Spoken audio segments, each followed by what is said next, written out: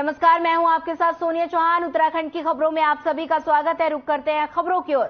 उत्तराखंड कांग्रेस प्रदेश स्तरीय जिला सम्मेलन कराने की तैयारी पूरी हो चुकी है। बता दें कि कांग्रेस के प्रदेश अध्यक्ष करण माहरा ने बताया कि कुमाऊं मंडल के काशीपुर और गढ़वाल मंडल की हरिद्वार में भी पिछले दिनों बैठक की थी, जिसमें कैंडिडेट्स एवं सीनियर लीडर्स भी शामिल हुए थे। प्रदेश के अध्यक्ष ने बताया कि 3-4 दिन पहले देवप्रयाग में भी एक बैठक ली गई थी, जिसमें जिला सम्मेलन भी वहां मौजूद हुआ था। वहीं उन्होंने बताया कि 16 नवंबर से दोबारा जिला सम्मेलन शुरू हो रहे हैं। ये जिला सम्मेलन कांग्रेस के जिला मुख्यालयों में 13 जिलों में होने जा रहे हैं। आप बता दें कि इसके बाद ब्लॉक स्तर पर किए सम्मेलन की तैयारी पूरी कर ली गई है। वहीं पार्टी ने ये तैयार की गई है। वहीं कार्यक्रमों को लेकर भी ये तैयारी शुरू कर दी गई है।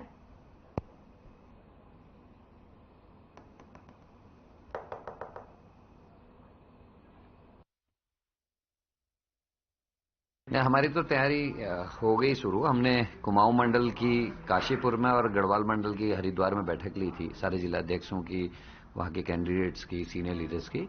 उसके बाद हमने देवप्रयाग से अपनी शुरुआत की है। भी 3-4 दिन पहले ही हमारी देवप्रयाग में जिला सम्मेलन हुआ है।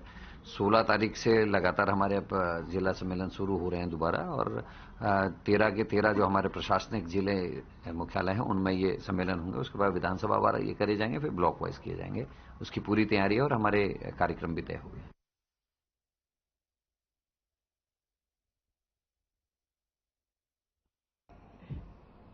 ऊर्जा विभाग ने एक बार फिर से राज्य के लोगों को बिजली के बिल में बढ़ोतरी किए जाने को लेकर जोर का झटका देने की तैयारी कर ली है, जिसको लेकर सूबे में राजनीति भी होने लगी है। एक साल में 2 बार बिजली की कीमतों में इजाफा होना बताया जा रहा है। वहीं महंगाई से अभी निजात देने के लिए सरकार की कोई मंशा नजर नहीं आ रही है।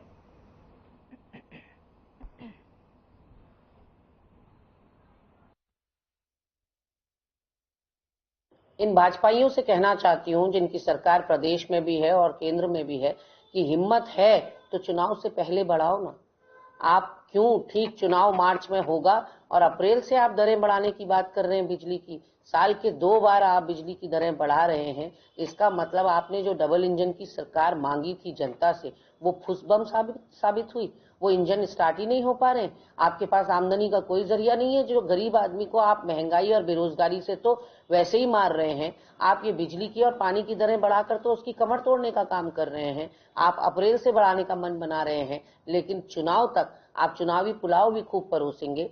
मैं कह तो रही हूँ, अगर साहस है तो चुनाव के दौरान बढ़ाकर दिखाइए। देखिए, जहां तक प्रश्न है विद्युत विभाग के टैरिफ को बढ़ाने की बात है, तो विद्युत नियामक आयोग जो है वो ये तय करता है कि विद्युत के दर बढ़ाए जाने हैं या घटाए जाने हैं।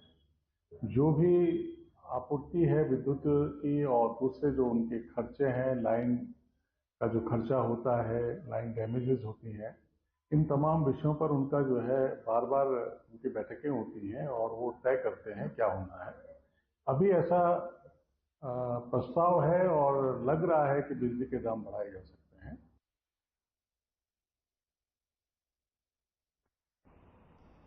भूकंप के झटकों को लोगों ने महसूस किया। बता दें कि उत्तराखंड में लगातार भूकंप के झटकों का सिलसिला जारी है। इससे पूर्व में ही काफी तेजी से भूकंप ने अपनी दस्तक दी थी। उत्तर भारत के कई राज्यों में भूकंप के झटकों का एहसास हुआ है। आपको बता दें कि दिल्ली, एनसीआर, यूपी, बिहार, उत्तराखंड समेत हरियाणा समेत देश के कई हिस्सों में भूकंप के तेज झटकों से धरती कांप गई। वहीं बता दें कि भूकंप झटके इतने तेज थे कि लोगों में हड़कंप मच गया। अचानक इस तरह भूकंप की वजह से लोग अपने घरों से बाहर आ गए। वहीं हाई राइज सोसाइटी में भी लोग असेंबली एरिया में इकट्ठा हुए। भूकंप के झटके रात 11:32 पर महसूस किए गए। वहीं रिक्टर स्केल पर इसकी तीव्रता 6.4 मापी गई है।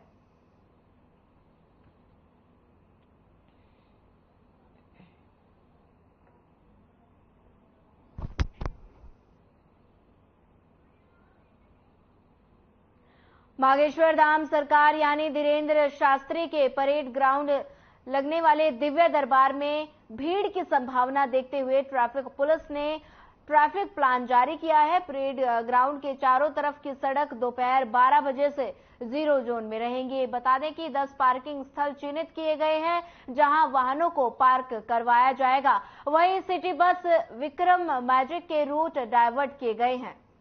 आपको बता दें कि एसपी ट्रैफिक सर्वेश पवार ने कार्यक्रम में आने वाले सभी लोगों से अपील की है कि वे अपने वाहन निर्धारित पार्किंग स्थल में पार्क करें।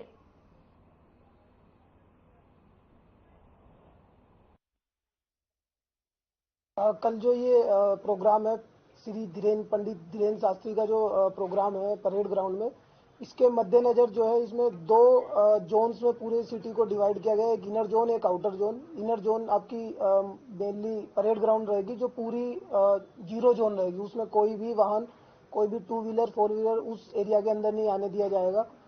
उसके अलावा एक आउटर जोन होगी जो शहर से बाहर चारों पांचों दिशाओं में से जहां से वाहन आएंगे उनके लिए बाहर ही जो है पार्किंग की व्यवस्था की जाएगी।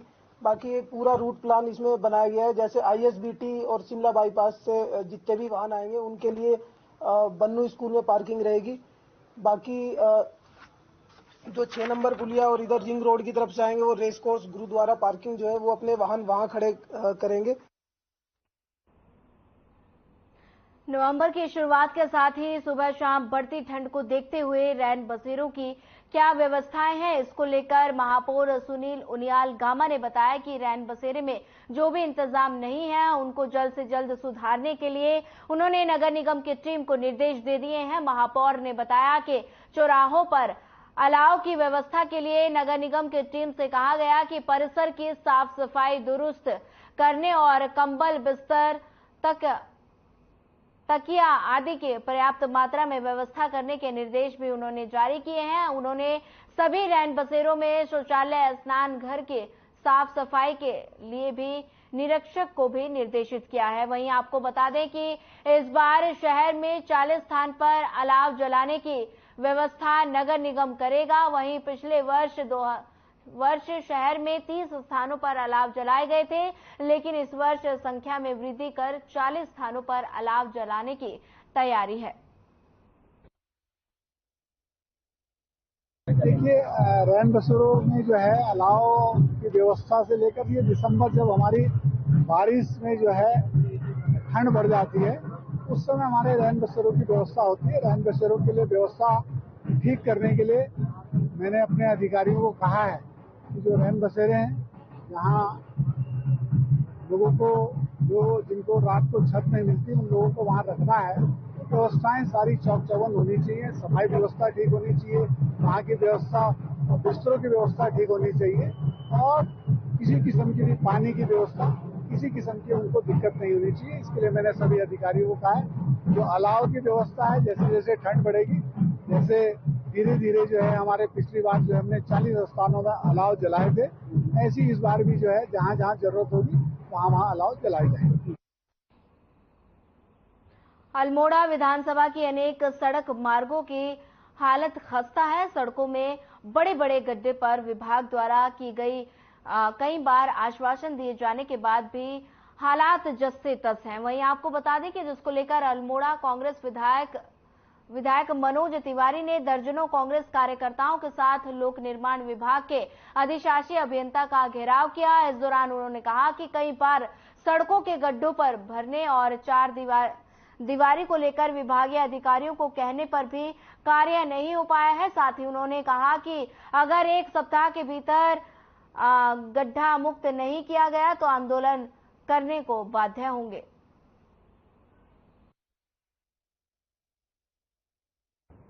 बरसात के बाद पूरे विधानसभा के अंदर और अल्मोड़ा शहर के अंदर जो हमारी मोटर मार्ग क्षतिग्रस्त हो गई थी, जहां दीवारों का निर्माण होना था, और मेरे द्वारा विभाग के दोनों प्रांतीय खंड निर्माण खंड के अधिशासी अभियंता को 2 बार लिखित दे दिया और मौखिक तो कई बार अवगत करा दिया कि शीघ्र इसका, क्योंकि पर्यटक सीजन प्रारंभ हो रहा है और जनता को आए दिन परेशानी हो रही है, इसको देखते हुए इसका तत्काल पैचेस वर्क पूरे किए जाएं और जगह जगह जहां दीवारें क्षतिग्रस्त दीवार का निर्माण किया जाए।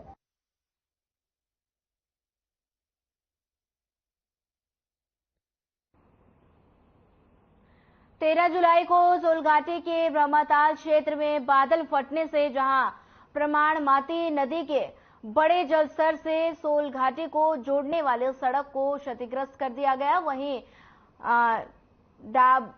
डाबर बगड़ के रतगांव को जोड़ने वाले पुल समेत सड़क को प्रमाणमाती नदी अपने तेज बहाव में बहा ले गई। बरसात खत्म होने के बाद अधिकांश सड़क लगभग सुचारू कर दी गई है, लेकिन अब भी सोल घाटी की एक बड़ी आबादी वाले रतगांव को जोड़ने वाले सड़क धरताली लोक निर्माण विभाग अभी तक नहीं खुल पाई है, जिसके चलते रतगांव के काश्तकारों का सड़कोटन आलू, चौलाई, राजमा मंडी तक पहुंचने के बजाय खेतों में ही सड़ रहा है।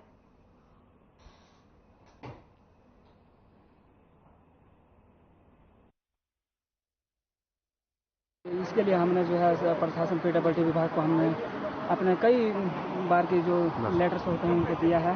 जिलाधिकारी महोदय को भी हमने ज्ञापन दिया इस रोड खोलने के उसमें। और हमारे यहाँ पे जो है 4000-5000 लगभग की जनसंख्या है और महंगाई के हिसाब से देखा जाए तो हमारे गांव में खाने की जो है बहुत लत पड़ी हुई है और गरीब लोग हैं और जितने में जो है राशन नहीं आ रहा है उससे ज़्यादा किराया लग जा रहा है।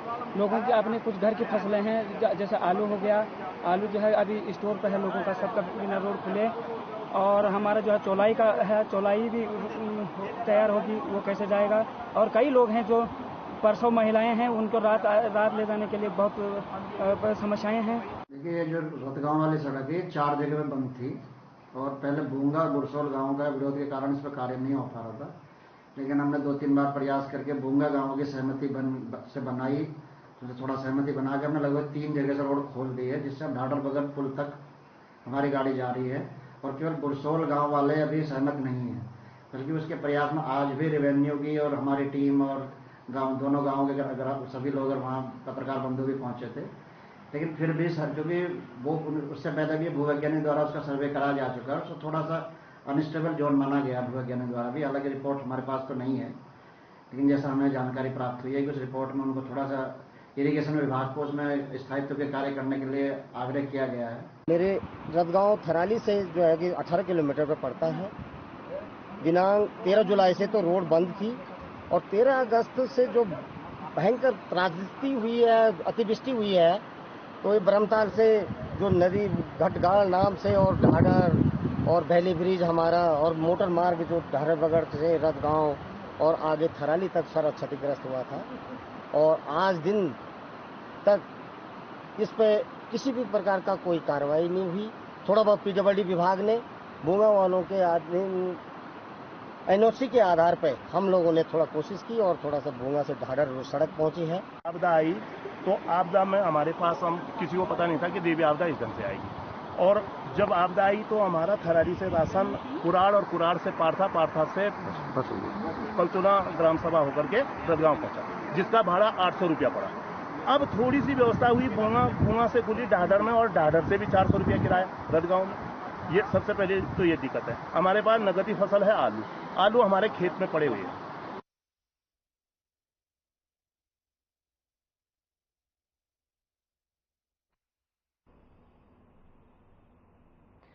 राजकीय महाविद्यालय टनकपुर छात्र संघ चुनाव में प्रत्याशियों ने अपना नामांकन शक्ति प्रदर्शन के साथ किया।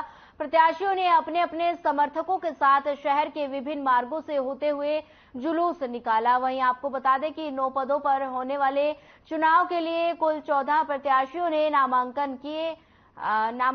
वहीं नामांकन प्रक्रिया को पुलिस प्रशासन और छात्र संघ चुनाव समिति की मौजूदगी में संपन्न करा लिया गया। वहीं अध्यक्ष पद पर 3 नामांकन हुए, जिसमें एबीवीपी के हर्षित शर्मा, एनएसयूआई से राजेंद्र प्रसाद कोहली व भास्कर जोशी ने नामांकन किया।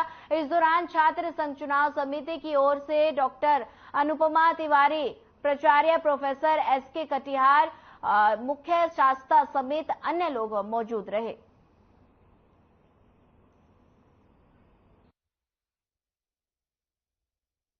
राजकीय महाविद्यालय टनकपुर छात्र संघ चुनाव 2023-24 में अध्यक्ष, उपाध्यक्ष, छात्रा उपाध्यक्ष, सचिव, संयुक्त सचिव, कोषाध्यक्ष और विश्वविद्यालय प्रतिनिधि के नामांकन हुए हैं, जिसमें से अध्यक्ष के लिए 3 नामांकन हुए और उपाध्यक्ष के लिए केवल 1 नामांकन हुआ। छात्रा उपाध्यक्ष के लिए प्रिया रावत और साक्षी रावत ने नामांकन किया। सचिव के लिए 1 नामांकन हुआ और संयुक्त सचिव के लिए 3 नामांकन हुए। कोषाध्यक्ष के लिए 2 नामांकन हुए और विश्वविद्यालय प्रतिनिधि के लिए 2 नामांकन हुए।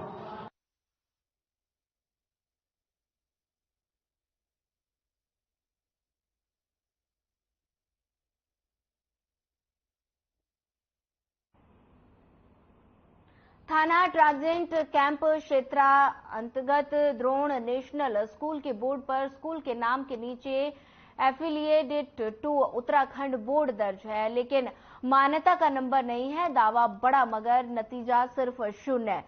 दरअसल कई दिनों से बिजली बिल जमा न होने से विभाग ने कनेक्शन काट दिए। पानी पीने को नहीं, शौचालय साफ नहीं, मगर फिर भी स्कूल संचालित हो रहा है। दूसरी ओर फीस बकाया होने पर बच्चों को बंधक बनाया गया। वहीं जब बच्चों ने अपने परिजनों को बताया तो परिजन आकर स्कूल परिसर में परिजनों ने हंगामा काटा, जिसके चलते संचालक स्कूल गेट पर ताला जड़कर 9-2-11 हो गए। बल्कि यहां विद्यालय 1 के मकान में चल रहा है।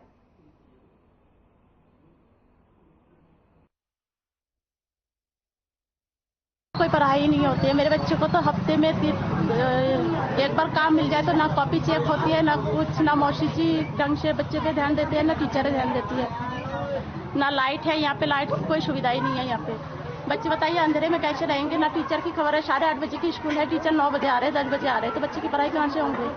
बच्चे को पूरे दिन फील्ड में बैठा के रखते हैं धूप में। इससे अच्छा तो हम सरकारी स्कूल में एडमिशन कराते बच्चों को।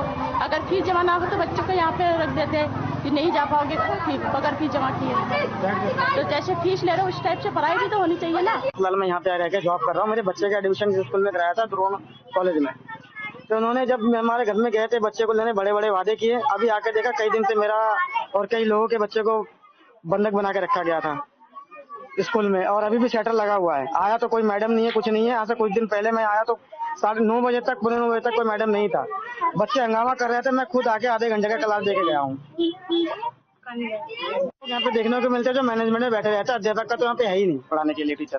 और पानी की भी सुविधा नहीं है। टॉयलेट इतने गंदे हैं बच्चे, और फील्ड में है, घास वगैरह भी है वहाँ पे, सांप कीड़े काटने का भी डर लगता है। तो बच्चे को यहाँ पे कोई देखभाल का, कोई आया की भी कोई सुविधा नहीं है। शिकायत तो उन्होंने भी कोई संज्ञान में लिया नहीं है। इसलिए मजबूरी में हम लोग आके पत्रकार साहब को ये न्यूज चैनल के माध्यम से सरकार को आगाह कराना चाहता हूँ। तो अभी तक तो मेरे संज्ञान में नहीं है। आपके द्वारा ही ये बताया जा रहा है कि द्रोण पब्लिक स्कूल जिसमें कि 3-4 दिन से लाइट नहीं है और अभिभावकों के द्वारा पहुंचने पर उनके द्वारा स्कूल को बंद कर दिया। तो इसमें मेरा ये कहना है कि अगर इस प्रकार से स्कूल बहुत ज्यादा वो कर रहा है कि एक तो लाइट की व्यवस्था नहीं है और दूसरा अभिभावकों के जाने के बाद बंद कर रहा है, तो मैं अपने संबंधित खंड शिक्षा अधिकारी और उप शिक्षा अधिकारी, जिस लेवल का भी स्कूल है, अगर 1 से 5 तक है तो हमारा उप शिक्षा अधिकारी, अगर 1 से ऊपर की कक्षाएं हैं तो खंड शिक्षा अधिकारी के माध्यम से मैं कल ही इसका पूरा निरीक्षण कराऊंगा कि ऐसे इस प्रकार से इनके द्वारा जो लापरवाही की गई है संस्था में, और बड़े विश्वास से पब्लिक स्कूल में भेजती है अपने बच्चों को पढ़ाने के लिए, और अगर इसका दुरुपयोग किया जा रहा है तो इसकी मान्यता का प्रत्याहरण का भी मैं कार्य कर सकता हूं, अगर बहुत ज्यादा इसको ब्लंडर रूप में प्रदर्शित होता है।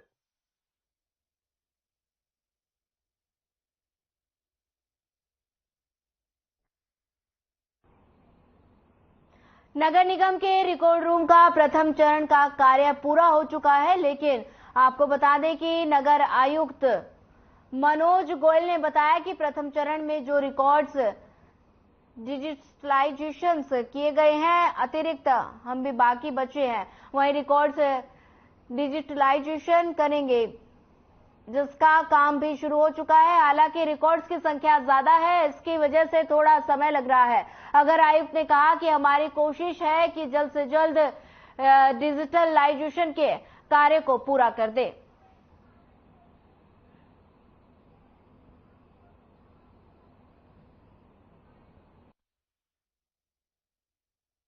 देखिए, उसमें प्रथम चरण का कार्य पूरा हो चुका है। उसके बाद हम लोगों ने ये भी डिसाइड किया कि जो हमने प्रथम चरण में रिकॉर्ड्स डिजिटाइज किए थे, उसके अतिरिक्त भी जो रिकॉर्ड्स हैं उनको भी हम डिजिटाइजेशन करेंगे। उसका भी काम हम लोगों का शुरू हो चुका है। थोड़ा सा रिकॉर्ड्स की क्वांटिटी ज़्यादा है जिस कारण समय लग रहा है, परंतु कोशिश ये है कि जल्दी से जल्दी कार्य पूरा हो जाए।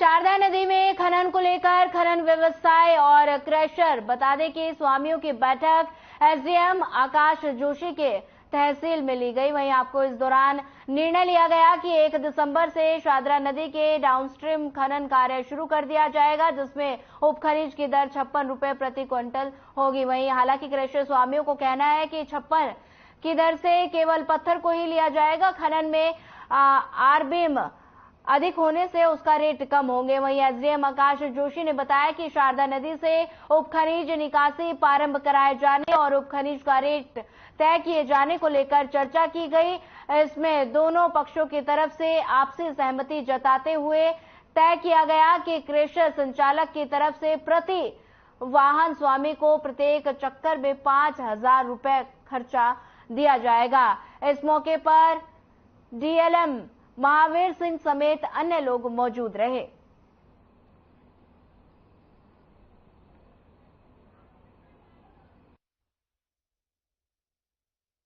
ये विगत कई दिनों से खनन जो व्यवसायी थे और क्रशर जो स्वामी थे, उनके द्वारा अनुरोध कराया जा रहा था कि 3-4 बिंदु थे। एक तो रेट को लेके, दूसरा खनन की तारीख के संबंध में और तीसरा भुगतान के संबंध में। इसमें के बीच में आपस में सहमति नहीं बन पा रही थी, तो आज इस संबंध में बैठक की और उसमें दोनों पक्षों के बीच में खनन 1 दिसंबर से खुलवाने के लिए सहमति बनी है और साथ ही 56 रुपये प्रति क्विंटल के हिसाब से रेट के बीच में इनके बीच में सहमति बनी है। जनपद उधम सिंह नगर में खटीमा के आबकारी निरीक्षक नितिन शर्मा ने टीम के साथ शुक्रवार को कच्ची खरमिया और पक्की खरमिया के घने जंगलों में अवैध खनन माफियाओं के खिलाफ बड़ी छापेमारी की कर कार्रवाई की। वहीं आपको बता दें कि आबकारी टीम को देखते ही शराब कारोबारियों में हड़कंप मच गया।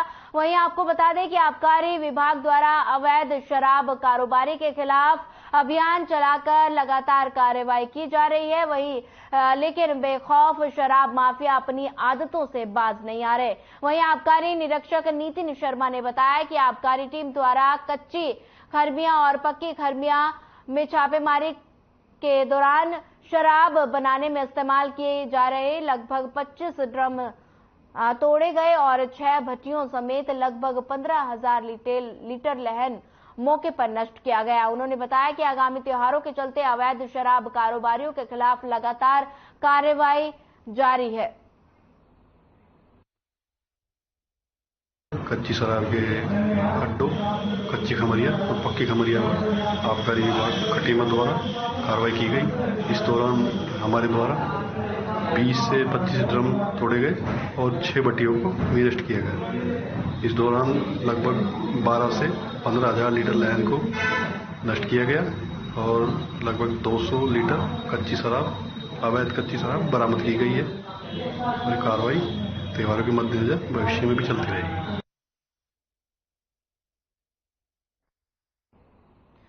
भ्रष्टाचार के मामले में फरार चल रहे जनपद पौड़ी के पूर्व जिला शिक्षा अधिकारी और मुख्य शिक्षा अधिकारी को पुलिस ने गिरफ्तार करने में बड़ी सफलता हासिल की है। आरोपियों को पुलिस ने कोर्ट के आदेश पर जेल पहुंचा दिया है। एसएसपी श्वेता चौबे ने बताया कि वर्ष 2022 में वादी आशुतोष नेगी ने जिला अध्यक्ष अधिकारी, मुख्य सचिव अधिकारी और विद्यालय के पटल सहायक के खिलाफ भ्रष्टाचार अधिनियम के तहत मुकदमा दर्ज कराया था।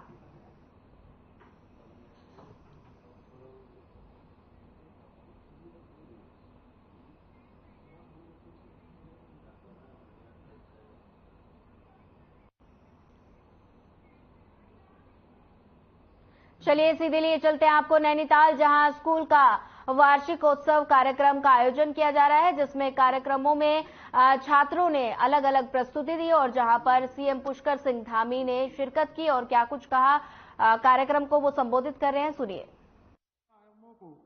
छूता रहे उसको स्थापित करे, जैसा कि आप सभी जानते हैं, जैसा श्रद्धेय कोश्यारी जी ने यहाँ पर बताया कि ये विद्यालय अत्यंत ही कठिन परिस्थितियों में स्थापित हुआ और आज एक विशाल वट वृक्ष का रूप हो चुका है। जगाती परिवार ने इस शिक्षण संस्थान के लिए अपनी भूमि जो दान करी, जो शिक्षा सेवा का पुण्य कमाया, उसके लिए भी मैं उनको भी बधाई देता हूं कि उन्होंने निश्चित रूप से एक महान कार्य किया, क्योंकि शिक्षा के लिए इस प्रकार से त्याग करना ये अपने आप में बहुत बड़ा है। जहां बच्चों के भविष्य का निर्माण होता है, उनके एक नए आविष्कार की ओर बढ़ते हैं।